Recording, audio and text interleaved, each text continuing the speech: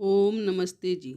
आपका स्वागत है आपके अपने चैनल आओ वेद पढ़ें में। चतुर्थ समोल्लास। चतुर्थ समोल्लास का विषय है ब्रह्मचर्य आश्रम से गृहस्थ आश्रम में प्रवेश करना।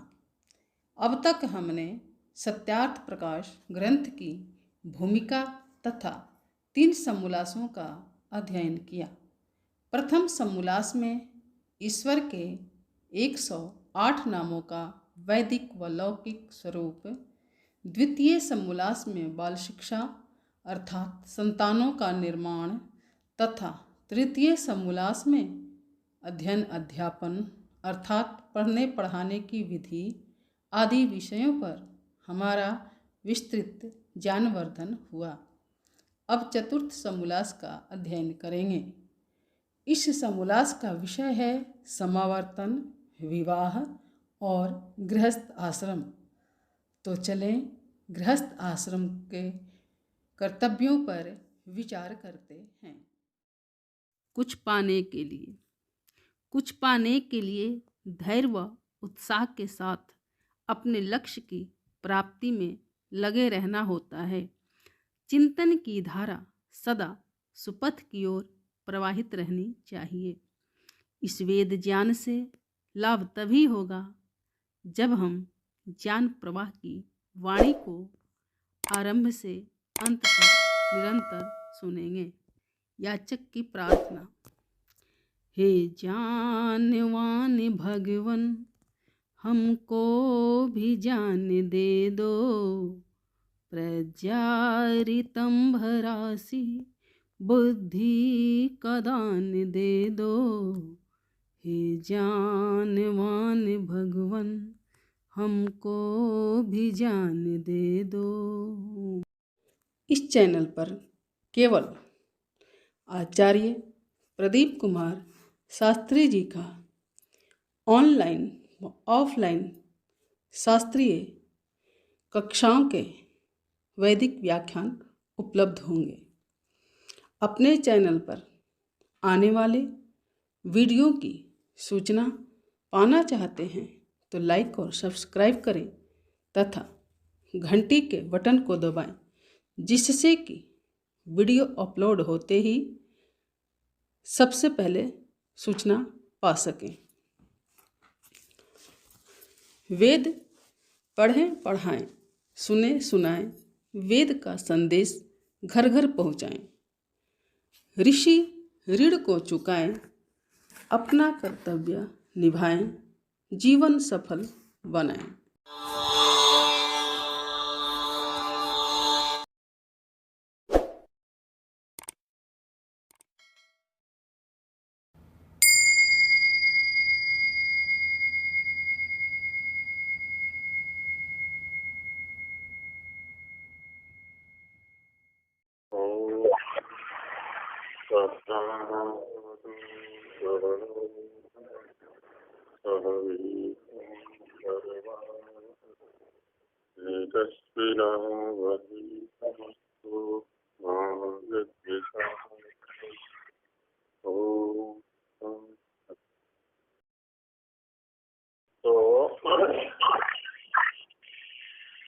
धातुओं की सुरक्षा प्रत्येक स्त्री पुरुष अवश्य करे, क्योंकि शरीर का जो धारण है वो इसी के आधार पर है।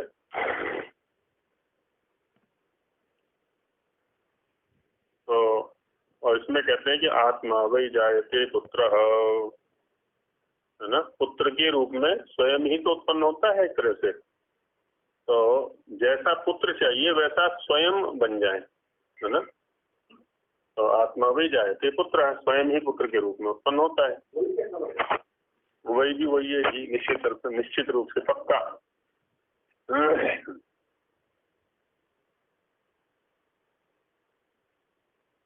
साम ब्राह्मण का वचन दिखाते हैं, अंगादंगात संभवसी हृदयादि जायसे, आत्मासी पुत्र मामृथा सजीव शरदक्षतम। तो निरुक्त में भी ये पाठ उद्धृत है और छांदोग्य में भी, उपनिषद में भी है। छांदोग्य जो ब्राह्मण है उसमें आया हुआ है, और साम ब्राह्मण भी छांदो इनका ही है, सामवेदियों का ही है। तो अंगात अंगात संभवसी है, प्रत्येक अंग से उत्पन्न होता है और हृदय से उत्पन्न होता है। आत्मा की पुत्र है, तो मेरे आत्मा ही हो, है ना, मेरा ही स्वरूप हो एक तरह से। मां मृथा, मरना मत, मरना मत, मां मृथा। हाँ, मृ धातु का है, लिंग मध्यम पुरुष एक वचन। मत मरना नहीं, उसका लुंग लगा रखा, लुंग का, हाँ लुंग है। अमृत अमृत अमृथा, मत मरना, मत मरना माने मेरे से पहले मत मरना। सजीव शरद शतम, सैकड़ों शरद तक या वर्षों तक जीवित रहो। यह सामवेद ब्राह्मण का वचन है। हे पुत्र, तू अंग अंग से उत्पन्न हुए वीर्य से और हृदय से उत्पन्न होता है। वीर्य के विषय में जो है ना, इस माने स्थान के विषय में थोड़े मतभेद हैं, वीर्य के विषय में भी और शुभ ओज के विषय में भी। एक मत तो ये है कि ये एक स्थान विशेष पर रहता है, दूसरा मत ये है कि स्थान विशेष पर नहीं रहता है, अपितु तो संपूर्ण शरीर में व्याप्त रहता है। जब वो एक भावना विशेष होती है, एक स्थिति विशेष होती है, तो उसमें एकत्रित होकर के एक अंग विशेष से बाहर आ जाता है ना। इसमें दोनों प्रकार के चिंतन है लोगों के। तो इसलिए कहा कि तू अंग अंग से उत्पन्न हुए वीर्य से और हृदय से उत्पन्न होता है, इसलिए तू मेरा आत्मा है। मुझसे पूर्व मत मर, किंतु 100 वर्ष तक जी। जिससे ऐसे ऐसे महात्मा और महाशयों के शरीर उत्पन्न होते हैं, उसको वेश्यादि दुष्ट क्षेत्र में बोना व दुष्ट बीज अच्छे क्षेत्र में बुआना महापाप का काम है, क्योंकि इससे महापुरुषों की उत्पत्ति होनी, इसलिए दुष्ट क्षेत्र में इसको व्यय करना, अपव्यय करना इसका, है ना, या दुष्ट बीज अच्छे क्षेत्र में बोना, दोनों ही व्यवहार के विपरीत है। विवाह के विषय में कहते हैं कि इसको करने की क्या आवश्यकता है, संतान ही तो उत्पन्न करना है, तो संतान तो ऐसे भी उत्पन्न हो जाएगा, बिना विवाह के भी उत्पन्न हो जाएगा। प्रश्न विवाह क्यों करना? क्योंकि इससे स्त्री पुरुष को बंधन में पड़ के बहुत संकोच करना और दुख भोगना पड़ता है ना। दोनों के दोनों जीवन भर बंधे रहते हैं एक दूसरे से, और दुख ही दुख रहता है, संकोच भी रहता है। संकोच से तात्पर्य यहाँ पर खुले आचरण में हो जाएगा, जो स्वच्छंद आचरण है। इसलिए जिसके साथ जब तक जिसकी प्रीति हो तब तक वे मिले रहें, जब प्रीति छूट जाए तो छोड़ दे। तो ऐसा क्यों न कर लिया जाए? उत्तर में कहते हैं यह पशु पक्षियों का व्यवहार है।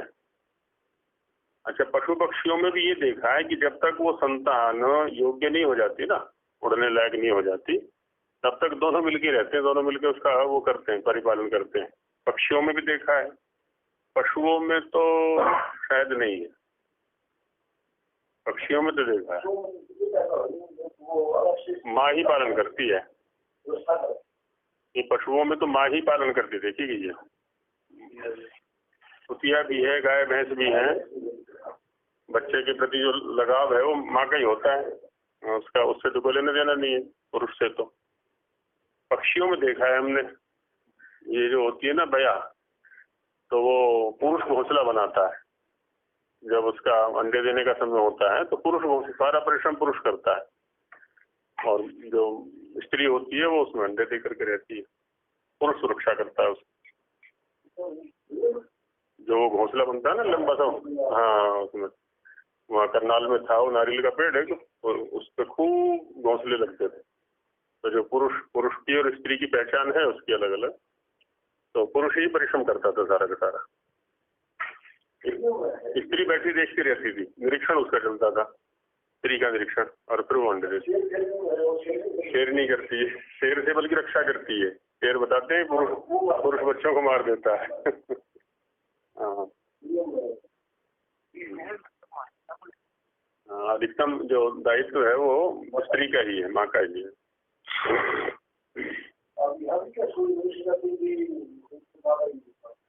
है तो, लेकिन सहयोग तो पुरुष का भी पूरा अपेक्षित है यहाँ पर।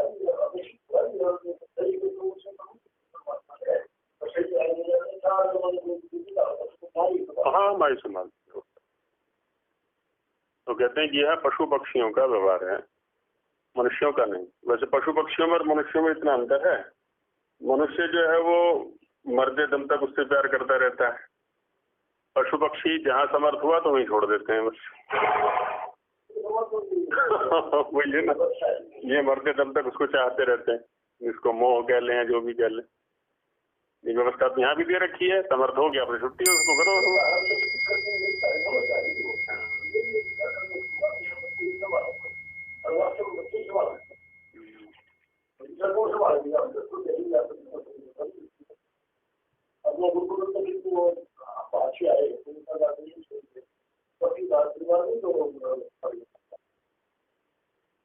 जिसके प्रति हमने उपकार किया है वो संभालता है। स्वार्थ से संसार चलता है, सीधी सी बात है। अब मेरे से यदि किसी का स्वार्थ सिद्ध हुआ है तो वो कल को मेरा भी स्वार्थ सिद्ध करेगा, है ना। अब इसको हालांकि स्वार्थ सब थोड़ा गर्वित सा हो जाता है, हम इसको ये भी कह सकते हैं जो मेरे से उपकृत हुआ है ये, या जिसके उद्धार का या उन्नति का निमित्त मैं बना हूँ, तो कल को वो मुझे भी संभालेगा। वो चाहे पुत्र है, चाहे शिष्य है, चाहे कोई और है ही।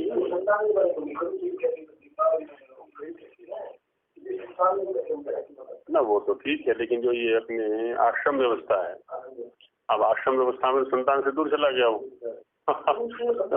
हाँ बस वो जो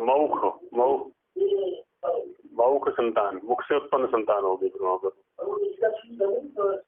हाँ अविवाहित, वो तो पंडित जी की भी सेवा यही हुई थी। पंडित जी तो गृहस्थ थे। हाँ यही रहते थे वो, यही माने बालगढ़ में। हाँ अंत में ज्यादा परेशानी हो गई थी, बाकी रहना यहीं चाहते थे और अधिकतम यहीं रहे थे। तो अंत में वहाँ चिकित्सा की सुविधाएं थोड़ी अधिक थी। फरीदाबाद में उनका पुत्र है, वहाँ चले गए।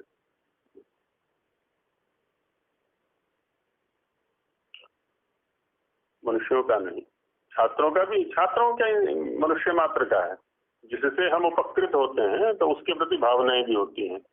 अब ये तो पूरा संसार है। हाँ तो वहां पर भी तो वही है ना। तो जो उनसे उपकृत हुए हैं, यदि वो साध में है तो सेवा होती रहेगी, वो हट जाए तो सेवा आती जाएगी।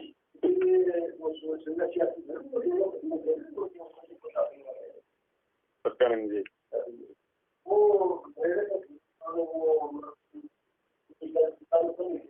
वो उनका स्वभाव थोड़ा था अविश्वास का। उनसे तो मैं कई बार कहता था उनकी यहाँ रहो, पर वो जहाँ भी रहते थे वो अविश्वास पैदा कर देते थे। इसने मेरी किताब चुरा ली, इसने मेरे पैसे चुरा लिए, इसने मेरा ऐसा कर लिया, इसने मेरे कहीं ऐसा ना हो जाए, कहीं ऐसा ना हो जाए। मैंने उनको कहा करता था खूब, ऐसी हमारी ये है वैद्य जी जो है। ये भी अविश्वास पैदा, फिर जब अविश्वास पैदा हो जाता है ना तो दूसरे सामने वाले की भावनाएं होते हुए सेवा नहीं कर पाता है। ये होता है। अपने आप से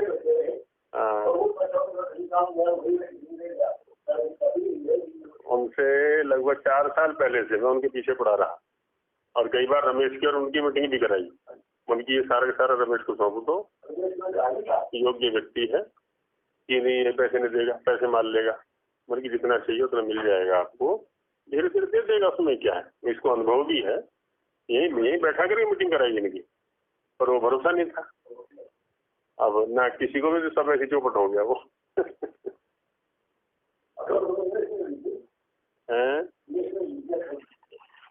वो दे गए सभा, वो रह गई वहीं, सभा ने ले ली वहां से। फिर सभा को दी थी थोड़ी सी, उसका पैसा सभा को दिया था, सभा ने दे दिया था, कुछ नहीं दिया था।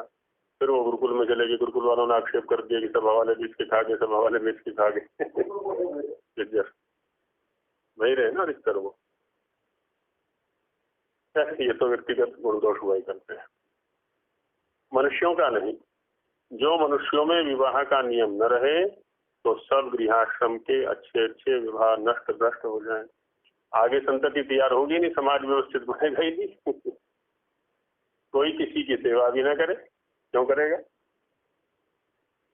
और महाव्यभिचार बढ़कर सब रोगी निर्बल और अल्पायु होकर शीघ्र शीघ्र मर जाए, है ना, मृत्यु रोग फैल जाएगा सब। कोई किसी से भय वाला जाना पड़ेगा अवस्था में, कोई किसी की सेवा भी नहीं कर सकता। हाँ ये हो जाए, कोई किसी से भय व लज्जा न करे। यहाँ आया है, ना किसी से कोई भय रहेगा, क्योंकि संबंध कुछ नहीं है, मर्यादा कुछ नहीं है वहां पर। तो लज्जा भी क्यों करेगा कोई? माने जैसे बाजार की स्थिति देखते हैं हम, एक तो होती है घर परिवार की स्थिति, एक बाजार की स्थिति होती है। तो बाजार में भी तो एक से एक बुजुर्ग भी है वहां पर, लेकिन वहां कोई लज्जा आती है, भय नहीं रहता है वहाँ। उन्मुक्ताचरण रहता है पूरा। बात हो रही है। हाँ जी, वृद्धावस्था में कोई किसी की सेवा भी न करे, और महाव्यभिचार बढ़कर सब रोगी निर्बल और अल्पायु होकर के कुल नष्ट हो जाएं, है ना, कोई सुरक्षा रहेगी नहीं वहां किसी प्रकार की। कोई किसी के पदार्थों का स्वामी व दाय भागी भी न हो सके तो क्या लूट खसोट मचेगी फिर। जिसका छूट गया कोई भी ले लेगा उसको। और न किसी का किसी पदार्थ पर दीर्घकाल पर्यंत स्वत्व रहे, स्वत्व नहीं रहेगा तो सुरक्षा भी कैसे होगी फिर उसकी। इत्यादि दोषों के निवारणार्थ विवाह ही होना सर्वथा योग्य है। तो विवाह होना चाहिए, परस्पर संबंध बने रहते हैं।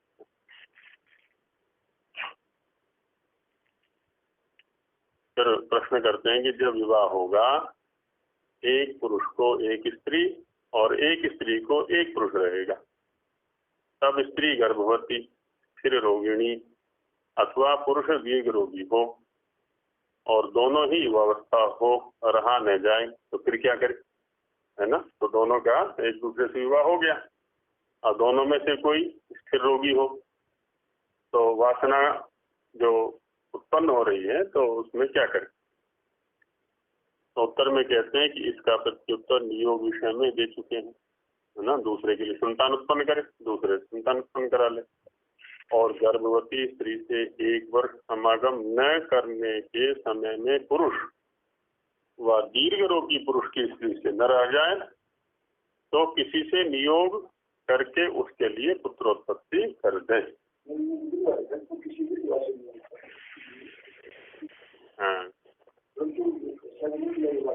हाँ, माने धातु का अपव्यय नहीं करना है, इसका सदुपयोग करें। हाँ, इसमें नहीं है। पीछे भी लगभग देखा जाए तो विधवा के प्रति ही व्यवहार है वो, विधवा अथवा विधुर, परंतु वेश्यागमन व व्यभिचार कभी न करें। गृहस्थ के कुछ और कर्तव्य कर्म दिखाते हैं आगे कि जहाँ तक हो वहां तक अप्राप्त वस्तु की इच्छा, प्राप्त का रक्षण और रक्षित की वृद्धि, बढ़े हुए धन का व्यय देशोपकार करने में किया करें।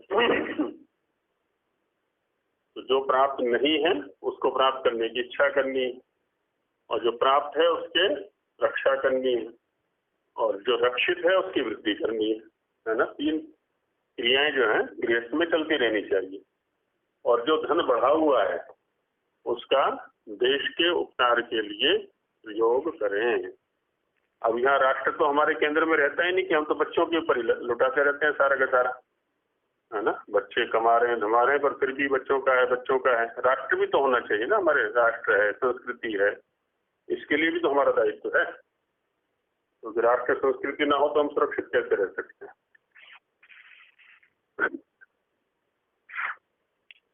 तो देखा जाए तो जितना अंश संतानों का है तो राष्ट्र का भी कम नहीं होना चाहिए। राष्ट्र का भी तो पूरा योगदान रहा है हमारे पालन में, पोषण में, रक्षण में, तो उसके प्रति भी पूरा रहना चाहिए। संस्कृति की समृद्धि के लिए पूरा होना चाहिए। सब प्रकार के अर्थात पूर्वोक्त रीति से अपने अपने वर्णाश्रम के व्यवहारों को अति उत्साह पूर्वक प्रयत्न से तन मन धन से सर्वथा परमार्थ किया करें। तो वर्णाश्रम के व्यवहार बता चुके हैं पीछे कि क्या क्या है, तो उनको एकदम उत्साह पूर्वक और प्रयत्न पूर्वक उसमें तन मन धन सबका प्रयोग करते हुए परमार्थ करें। अपने माता पिता सासू ससुर की अत्यंत शुश्रूषा करें, इनकी अवहेलना न करें। जो कुछ ही कहते हैं एकदम ध्यान से सुने, इनकी आज्ञाओं का पालन करें।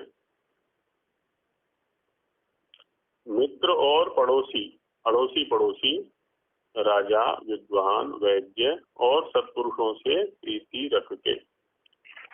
तो मित्र हैं, अड़ोसी पड़ोसी माने ये सामान्य व्यवहार में जो भी आते हैं व्यक्ति, राजा है विद्वान है वैद्य, सबका सबके प्रति जो है प्रीति रखना, और जो दुष्ट अधर्मी हो उनसे उपेक्षा, अर्थात द्रोह छोड़कर उनके सुधारने का यत्न करें, है ना। द्रोह बुद्धि नहीं रखनी है उनके प्रति भी। द्रोह माने उनको अनिष्ट पहुंचाने की इच्छा जो होती है वो ना रख करके सुधारात्मक दृष्टि रखें, इनका सुधार कैसे हो सकता है। जहां तक बने वहां तक प्रेम से अपने संतानों के विद्वान और सुशिक्षा करने कराने में धनादि पदार्थों का व्यय करके उनको पूर्ण विद्वान सुशिक्षा युक्त कर दें, है ना। अपना सामर्थ्य जहां तक हो तो प्रेम पूर्वक सभी संतानों को विद्वान बनाना है, सुशिक्षा करने करानी है, और धनादि पदार्थों का व्यय भी उनके प्रति करना है। इसलिए करना है पूर्ण विद्वान और सुशिक्षित करने के लिए। और धर्मयुक्त व्यवहार करके मोक्ष का भी साधन किया करें। तो मोक्ष जो चरम लक्ष्य है इस मनुष्य जीवन की प्राप्ति का, उसके लिए भी कार्य करने हैं कि जिसकी प्राप्ति से परमानंद भोगे। मोक्ष की प्राप्ति से जो परमानंद ईश्वर के सानिध्य से मिलता है। और ऐसे ऐसे श्लोकों को न माने, आगे दिखा रहे, जैसे पतितोपि द्विजः श्रेष्ठो न च शूद्रो जितेन्द्रियः निर्दुग्धा चापि गौ पूज्या न च दुग्धवती खरी। कहते हैं कि द्विज यदि पतित भी हो ना तो वो भी श्रेष्ठ है शूद्र की अपेक्षा, और शूद्र भी जितेंद्रिय भी है तो वो भी पतित है द्विज की अपेक्षा। जैसे निर्दुग्धा चापि गौ पूज्या, दूध नहीं देती तो भी गौ पूज्य है, लेकिन दूध देते हुए भी जो गधई है वो पूज्य नहीं है। हर कहते हैं गधे को, तो खरी हो गई गधई। अश्वालंबम गवालंबम संन्यासम फलपैतृकम देवराज्य सुतोत्पत्तिम कलौ पंच विवर्जयेत। तो कहते हैं कि कलियुग में ये 5 चीजें छोड़ देनी चाहिए। क्या? अश्वालंबम घोड़े को मारना, गवालंबम गाय को मारना, संन्यास लेना,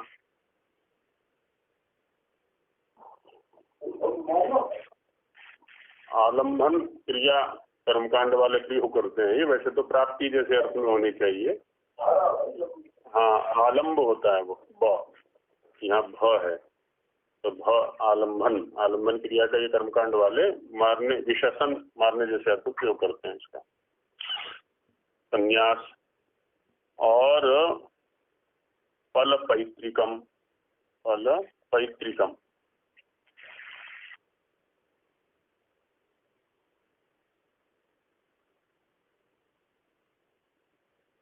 फल तो माप होता है, पैतृकम तो पितृ संबंधी कर्म हो गए यहाँ पर। ये देवर से जो सुतोत्पत्ति है, कलौ पंच विवर्जय, तो कली युग में ये 5 चीजें नहीं करनी। नष्टे मृते प्रव्रजिते क्लीबे च पतिते पतौ पंचस्तु आपत्सु नारीणाम पतिरन्यो विधीयते, कि पति के नष्ट होने पर, मरने पर, अन्यास होने, नपुंसक होने पर और पतित हो जाने पर, इन 5 आपत्तियों में नारियां दूसरे पति को कर सकती हैं। ये कपोल कल्पित पाराशरी के श्लोक हैं। जो दुष्ट कर्मकारी द्विज को श्रेष्ठ और श्रेष्ठ कर्मकारी शूद्र को नीच माने, कर्मकारी माने कर्म करने वाले, है ना। दुष्ट कर्म करता है कोई द्विज, लेकिन फिर भी श्रेष्ठ है वो, क्योंकि द्विज है जैसे आजकल ब्राह्मणों के प्रति होता है कि बस ब्राह्मण कुल में जन्म होना चाहिए, बस वही ब्राह्मण है, क्या नीच से नीच कर्म कर रहा है वो। शूद्र श्रेष्ठ कर्म कर रहा है लेकिन उसको नीच। तो इससे परे पक्षपात, अन्याय, अधर्म दूसरा अधिक क्या होगा, है ना, जो कि कर्म के अनुसार उसको मान्यता नहीं दे रहा है। ये तो बड़ा पक्षपात है, अन्याय है, अधर्म है। क्या जैसे दूध देने वाली व न देने वाली गाय गोपालों को पालनीय होती है, वैसे कुम्हार आदि को गदही पालनीय नहीं होती। देखो यहाँ भाव बदल दिया स्वामी जी ने, है ना, कि हाँ, तो उदाहरण के रूप में ही कि दूध देने वाली और न देने वाली, कहते दोनों गाय उसको प्रिय होती है गोपालक को, वैसे ही कुमार को गदही प्रिय होती है, दूध देती हो या ना देती हो। और यह दृष्टांत भी विषम है, क्योंकि द्विज और शूद्र मनुष्य जाति, गाय और गदही भिन्न जाति। तो द्विज और शूद्र तो एक ही जाति के हो गए, गाय और गदही जो है दूसरी जाति के हो गए। कथनचित पशु जाति से दृष्टांत का एक देश दार्ष्टान्त में मिल भी जाए तो कहते हैं ठीक है, गाय और गदही पशुओं में अलग अलग है, लेकिन है तो पशु ही दोनों। तो वही कह रहे हैं कि पशु के सादृश्य से एक देश में दार्ष्टान्त को दे दें, तो भी इसका आशय अयुक्त होने से ये श्लोक विद्वानों के माननीय कभी नहीं हो सकते। विद्वान लोग इनको न माने। दृष्टांत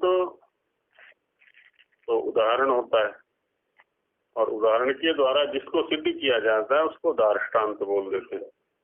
जिसको सिद्ध कर रहे हैं हम, साध्य जो कर रहे हैं।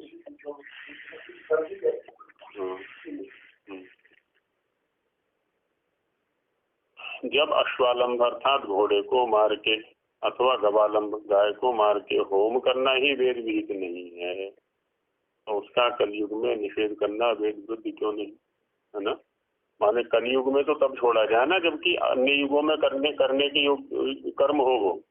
जब किसी भी युग में करने के योग्य कर्म नहीं है, वेद विहित नहीं है, तो भाई कलयुग में छोड़ने के लिए क्यों कह रहे हो फिर उसको।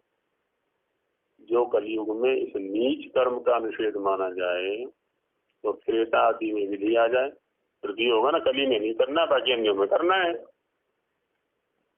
तो इसमें ऐसे दुष्ट काम का श्रेष्ठ युग में होना सर्वथा संभव है ना। कलयुग को तो आप दुष्ट युग मानते हो, अन्य युगों को श्रेष्ठ युग मानते हो और उसमें दुष्ट कर्म करा रहे हो। और संन्यास ही वेदादि शास्त्रों में विधि है, और संन्यास को भी छुड़वा रहे हो तुम, उसका निषेध करना निर्मूल है।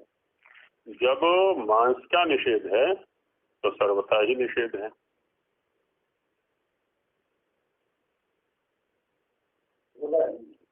हाँ, सर्वदा ही निषेध है। पल शब्द यहाँ पर मांस के लिए ले लिया इन्होंने। पलल शब्द तो आता है मांस के लिए, यहाँ पल शब्द का प्रयोग किया।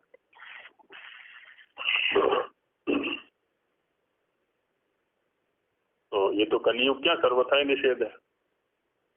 जब देवर से पुत्रोत्पत्ति करना वेदों में लिखी है, जैसे पीछे उदाहरण दे चुके हैं, तो यह श्लोक करता क्यों भूसता है। भूसता है ये कुत्ते की जो ध्वनि है ना, उसके लिए भूसना बोल देते हैं हरियाणा में। भूखना या भूसना है,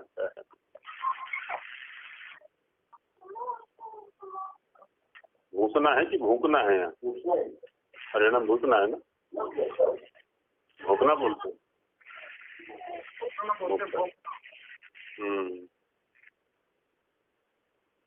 यदि नष्ट अर्थात पति किसी देश देशांतर को चला गया हो, है ना, नष्ट का मतलब है कहीं चला गया छोड़ करके, और घर में स्त्री नियोग कर लेवे, उसी समय विवाहित पति आ जाए, जब इसने नियोग कर लिया, गर्भ स्थिति इसको हो गई, तो वह किसकी स्त्री हो, नियोग करने वाले की या विवाहित की? कोई कहे कि विवाहित पति की, है ना, ठीक है, हमने माना, परंतु ऐसी अवस्था पाराशरी में तो नहीं लिखी, है ना, व्यवस्था, ऐसी व्यवस्था उसमें नहीं लिखी। क्या स्त्री के 5 ही आपातकाल हैं जो लिखे हैं पीछे, पति संबंधित, जो रोगी पड़ा हो, वह लड़ाई हो गई हो, लड़ाई माने आपस में लड़ाई हो गई इत्यादि आपातकाल 5 से भी अधिक है, और भी निकल जाएंगे। इसलिए ऐसे ऐसे श्लोकों को कभी न मानना चाहिए, ये सब व्यर्थ की चीजें हैं। बहुत सारे वचन इस प्रकार के वेद विरुद्ध हैं, तो वेद विरुद्ध होने से वो मान्य कोटि में कभी भी नहीं आते। प्रश्न, क्योंकि तुम पराशर मुनि के वचन को भी नहीं मानते हैं, ये तो पराशर तो महाराज मुनि हुए हैं। तो उत्तर, चाहे किसी का वचन हो, परंतु वेद विरुद्ध होने से नहीं मानते, है ना, वेद के अनुकूल हो तो मान लेंगे। और यह तो पराशर का वचन भी नहीं है जिसको तुमने पराशर का करके प्रस्तुत कर दिया, क्योंकि जो ये पुराण ग्रंथ है ना, इनमें जो शैली अपनाई है, तो श्री ब्रह्मा उवाच, श्री विष्णु उवाच, श्री कृष्ण उवाच, अब उनके मुख से कहलवा दी चीजें ये भर दिए अपने मतांतर उसमें सारे के सारे इनके मुख से कहलवा करके, श्री नारद उवाच। तो वही कह रहे हैं, क्योंकि जैसे ब्रह्मोवाच, वशिष्ठ उवाच, राम उवाच, शिव उवाच, विष्णु उवाच, देवी उवाच इत्यादि श्रेष्ठों का नाम लिख के ग्रंथ रचना इसलिए करते हैं कि सर्वमान्य के नाम से इन ग्रंथों को सब संसार मान ले, क्योंकि अपने नाम से लिख करके छापेगा तब तो कोई नहीं पढ़ेगा, और पुरानों के नाम से जो प्रसिद्ध लोग हैं उनके नाम से छाप दिया उनको। तो सोचते हैं कि जब ब्रह्मा जी ने कहा तो कोई काम की बात होगी फिर तो। अब यहाँ भी तो मुस्लिम जगत में भी तो यही हुआ ना, वो अल्लाह से जोड़ दिया हर चीज को कि ऐसा अल्लाह का हुक्म है, अल्लाह का हुक्म है, क्योंकि मोहम्मद जो भी कहेंगे वो अल्लाह की बात है, मोहम्मद की अपनी नहीं है कोई भी, तो इसलिए वो मान्य है सारी की सारी जो भी है।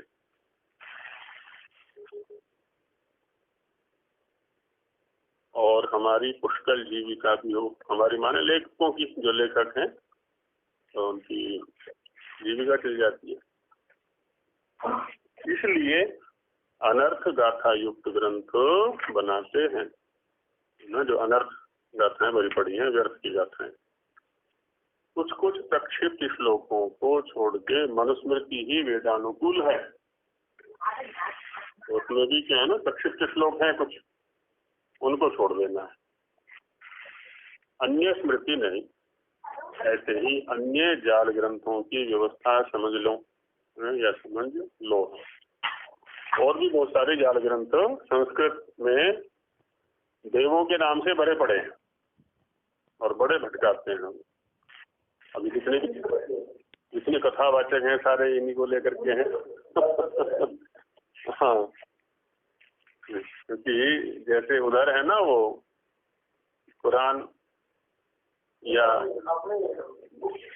वहाँ क्या हो गया है, जैसे वहाँ अल्लाह के नाम से कुछ भी कहलवा दिया जाता है और वो सब अल्लाह की जुबान मान के सब स्वीकार हो जाते हैं कि पढ़ना लिखना तो दूर हो गया सबका। अच्छा, यही स्थिति इधर है, यहाँ भी यही स्थिति है, अपना कह करके प्रस्तुत नहीं करते। ब्रह्मा जी ने वहाँ ऐसा कहा है, नारद जी ने ऐसा कहा है, नारद जी देवलोक से आ रहे थे तो उन्होंने ऐसा किया आदि आदि, वो सारा सजीव सा वर्णन कर देते हैं। और आर्य समाज में भी जो है ना, ये बहुत ही शोचनीय स्थिति है, जिस स्वाध्याय से हट गए ना लोग, और विशेषकर जो विद्वत जगत है वो भी स्वाध्याय से हटा हुआ है। ये तो और ज्यादा शोचनीय स्थिति है। जो स्वामी जी ने 4 क्रियाएं लिखी हुई हैं, पढ़ना, पढ़ाना, सुनना, सुनाना, तो उसमें सुनाना सुनाना रह गया है मंचों पर सुनना और पढ़ना जो है ना वो हट गया है। ये बड़ी घातक स्थिति है।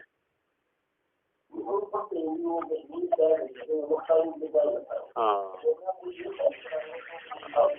हाँ, वक्ता हो गया है।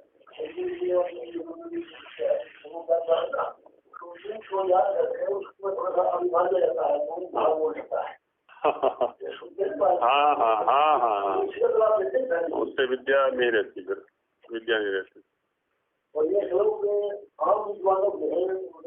हाँ हाँ हाँ, ना ना ना ना, कुछ नहीं है, सामान्य है। कुछ भी श्लोक ले करके उन्हीं पर चल चलता है। हाँ हाँ, बस बस बस बस वही तो ये चल रहा है। हाँ, ये वो सोचनीय स्थिति।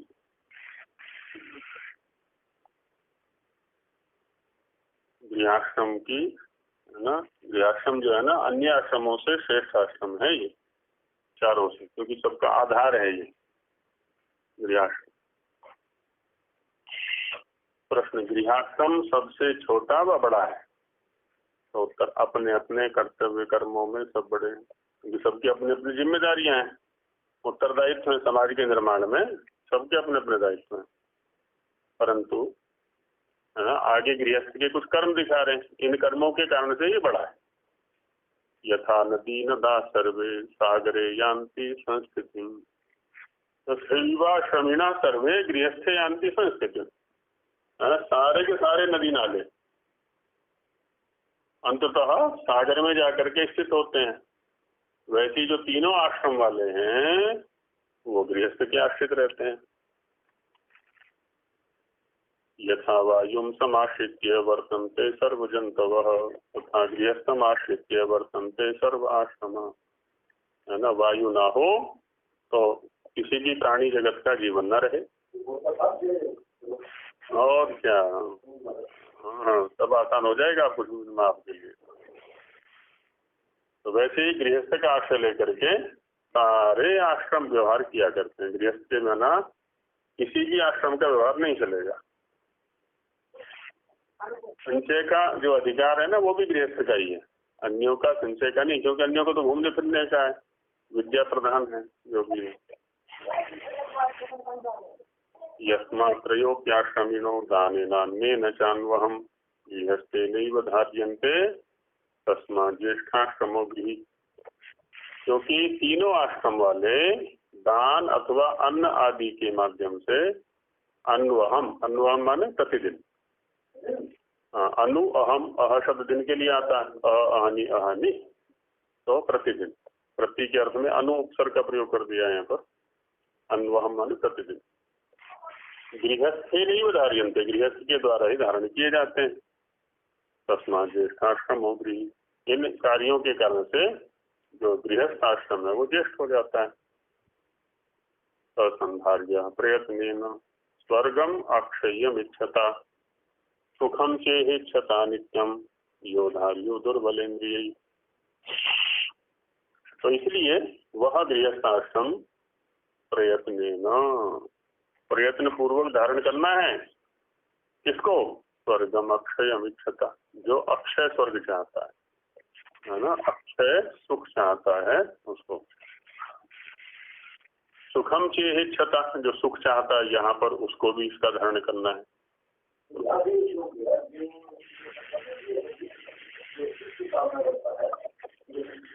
इसी का तो है, आगे इसी की हिंदी में कहेंगे आगे भी।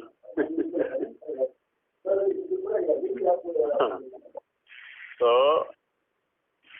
जो माने यह लोक में सुख चाहता है उसको भी गृहस्थ, और जो परलोक में सुख चाहता है माने अक्षय मोक्ष सुख चाहता है वो भी गृहस्थ करे। समस्या जो आती है ना वो आसक्ति से आती है।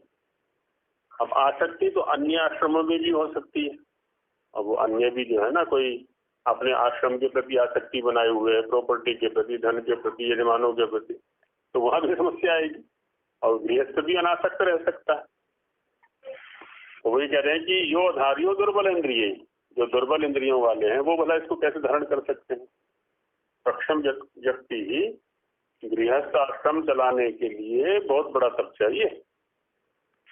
जो कायर होते हैं वो तो भागते रहते हैं, यहाँ से वहां से वहां, थोड़ी सी विपरीत परिस्थिति आई और भाग लिए, सहन शक्ति होती नहीं उनके अंदर, और कहते रहते हैं कि हम तो बड़े ध्यानी हैं, धैर्यशाली हैं, ये हैं वो हैं, क्षमाशील हैं।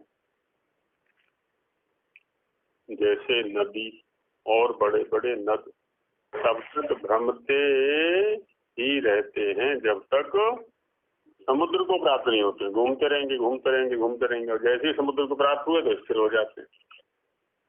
वैसे ही सब आश्रमी गृहस्थ ही को प्राप्त होकर स्थिर होते हैं। यही स्थिर किया करता है सबको, क्योंकि स्वयं स्थिर है इसलिए। जैसे वायु के आश्रय से सब जीवों का वर्तमान सिद्ध होता है ना, सारे के सारे जीव वर्तमान रहते हैं, माने विद्यमान रहते हैं, जीवित रहते हैं। वैसे गृहस्थ ही के आश्रय से सब आश्रम स्थिर रहते हैं। बिना इस आश्रम के किसी आश्रम का कोई व्यवहार सिद्ध नहीं होता। इससे ही सब आश्रमियों के व्यवहार सिद्ध होते हैं।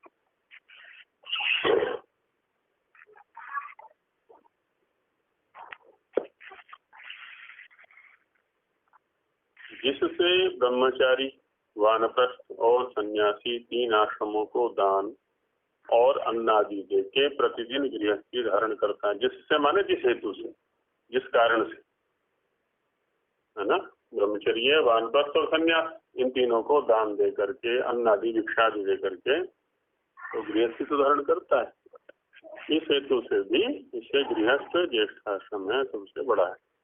अर्थात सब व्यवहारों में धुरंधर है। धुरंधर माने धुरम धारयति या धरती थी धुरंधर है, धुर को धारण करने वाला, धुरी को धारण, केंद्र को धारण। सारे व्यवहारों का जो केंद्र है वो इसी के आश्रित है, गृहस्थ के आश्रित, सांसारिक सारे व्यवहार। इसलिए जो मोक्ष और संसार के सुख की इच्छा करता हो, जो दोनों प्रकार के सुख चाहता है, मोक्ष सुख भी और संसार सुख भी, वह प्रयत्न से गृहाश्रम का धारण करे। और विरल स्थिति को लोगों ने सामान्य स्थिति में ले जाने का प्रयत्न किया, इसलिए पतित हो रहे कि सब अविवाहित रहो, सब अविवाहित रहो, सब अविवाहित रहो।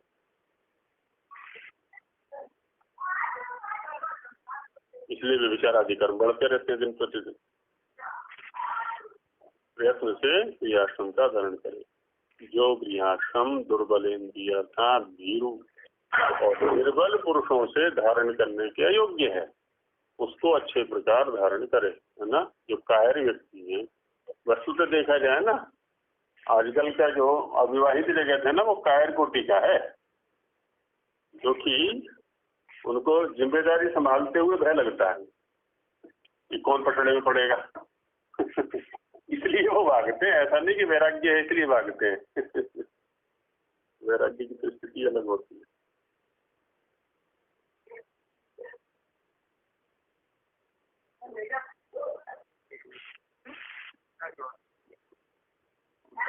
तो पतित ही होगा, स्वयं का उत्थान कर सकता है, दूसरे की तो बात ये लगे,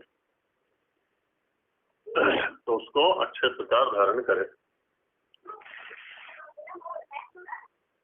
तो इस प्रकार से ये गृहस्थ आश्रम के ऊपर लंबी चर्चा इस समूलात में की गई, उपसंहार रूप में कहते हैं स्वामी जी। इसलिए जितना कुछ व्यवहार संसार में है सारा का सारा, उसका आधार गृहाश्रम है। जो ये गृहाश्रम न होता तो संतानोत्पत्ति के न होने से संतानें कैसे होंगी, और संतानें नहीं होंगी तो ब्रह्मचर्य, वानप्रस्थ और संन्यास आश्रम कहाँ से हो सकते हैं। यहाँ संतान होंगी स्त्री रूप में, पुरुष रूप में, तभी तो अन्य जो आश्रम हैं वो संचालित होंगे। कहाँ से हो सकते हैं। जो कोई गृहाश्रम की निंदा करता है वह निंदनीय है ना। प्रायः ये लोग भड़के हुए हैं ना, ये तो कीचड़ का टोकरा है, गंदगी है, दलदल है, ये है, वो है, आदि आदि शब्दों का प्रयोग किया करते हैं। और जो प्रशंसा करता है वह प्रशंसनीय है, हाँ? क्योंकि सबका आधार गृहस्थाश्रम है। परंतु तभी गृहस्थाश्रम में सुख होता है जब स्त्री और पुरुष दोनों परस्पर प्रसन्न, विद्वान, पुरुषार्थी और सब प्रकार के व्यवहारों के ज्ञाता हों। क्योंकि दोनों में से कोई एक भी गड़बड़ होगा ना तो जो है ना व्यवहार बन नहीं पाएगा। तो सुख का आधार तभी बनेगा ये, दोनों परिस्थितियों को समझने वाले। और विद्वान से तात्पर्य भी यहाँ जो मुख्य रहेगा ना, वो जो व्यावहारिकताएं है ना वो आनी चाहिए। क्योंकि ग्रंथों के विद्वान तो बहुत सारे होते हैं, उनके घर में भी झगड़े पाए जाते हैं।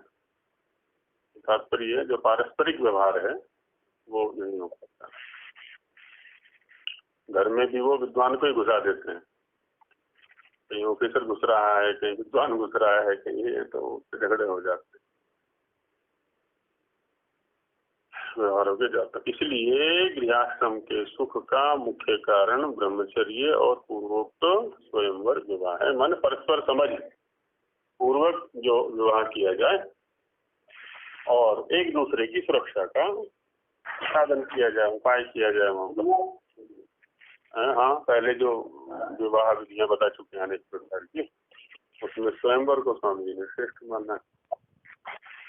स्वयंवर की भी प्रक्रिया देखे ना, स्वामी जी की उन्मुक्त नहीं है वहां पर, वो आचार्य और आचार्य के अधीन है, एक दूसरे के चित्र दे दिए और चरित्र दे दिए, फिर उसमें निर्णय उसने करना है, तो दोनों का मेल मिलाप करा दिया है। माने आजकल जो ये चलती है ना, जो उनकी अरेंज मैरिज जिसको बोलते हैं ना, तो लगभग वही स्वरूप है इनका स्वयं विवाह का। अब तो विकृत हो गया है। यह संक्षेप से समावर्तन, विवाह और गृहस्थाश्रम के विषय में शिक्षा लिख दी है ना। सारे कर्म आ गए यहाँ पर, समावर्तन से आरंभ करके विवाह के अंदर से होते हुए गृहस्थाश्रम सभी के कर्तव्य। इसके आगे वानप्रस्थ और संन्यास के विषय में लिखा जाएगा। अब गृहस्थ के बाद क्योंकि वानप्रस्थ और संन्यास आते हैं तो क्रम से उन्हीं को लेंगे। इति श्रीमद् दयानंद सरस्वती स्वामी कृते सत्यार्थ प्रकाशे सुभाषा विभूषिते समावर्तन विवाह गृहस्थाश्रम विषय चतुर्थ समुल्लास संपूर्ण। तो चतुर्थ समुल्लास पूरा हो जाता है।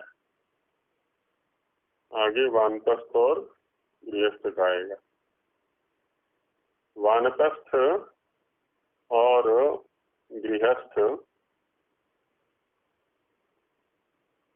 जो आश्रम व्यवस्था है, यदि क्रम से चलता रहे ना व्यक्ति, तो स्वाभाविक रूप से सुखी रहेगा वो। किसी एक आश्रम के प्रति जब वो आग्रही हो जाता है या आसक्त हो जाता है, तभी वो दुख का कारण बनता है। और मुख्य रूप से तो विषयों के प्रति होता है आकर के, इसलिए यहाँ समस्या खड़ी हो जाती है। तो इसको कल आरंभ करें फिर पंचम समुल्लास को, और रविवार की जो कक्षा है वो भी 9 से 10 ही रखेंगे, रविवार वाले भी, तो वो भी 9 से 10 ही रखेंगे जैसी अन्य दिन चलती है।